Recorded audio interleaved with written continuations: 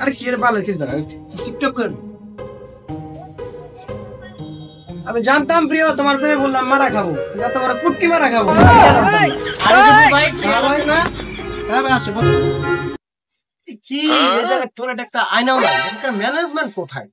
ও আমি তোমার ফুটপাতে সরি ফুটপাতে চুল কাটি। ভিতরে আয়না নাই তো কি আছে, আমার তো আইফোন আছে, এটা দিয়ে একটা ভিডিও বানিয়ে ফেলাই। আরে এটা তো কিছুই না, অর্চুনের গাড়ি কিনা এমন ব্যবসা করবো যেটা ইতিহাসের পাতায় দেখা হয়ে থাকবে। যাক চল করতে পারো। 5 minutes later. চুল কাটা এবং চুল কালার কেমন হচ্ছে ভাই?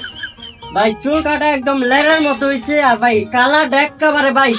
হ্যালো গাইস, আমি আছি আপনাদের সাথে অসময় টিভি থেকে রিপোর্টার কাকা। তো আপনাদেরকে একটা জিনিস শেয়ার করতে আসছি, আমাদের টিকটকার দীপু ভাই মানে অস্ট্রেলিয়ান গাবি ব্যবসা থেকে জেনে নেওয়া যাক কিভাবে তার এত সফলতা। তো ভাই আসসালামু আলাইকুম। যাক দিছি সম্মান। তা ভাই আপনার আমি কিছু তথ্য জানতে এসেছি যে নাপিত থেকে কিভাবে এত দূর পর্যন্ত আসা, সেটা একটু দর্শকদেরকে জানাবেন প্লিজ।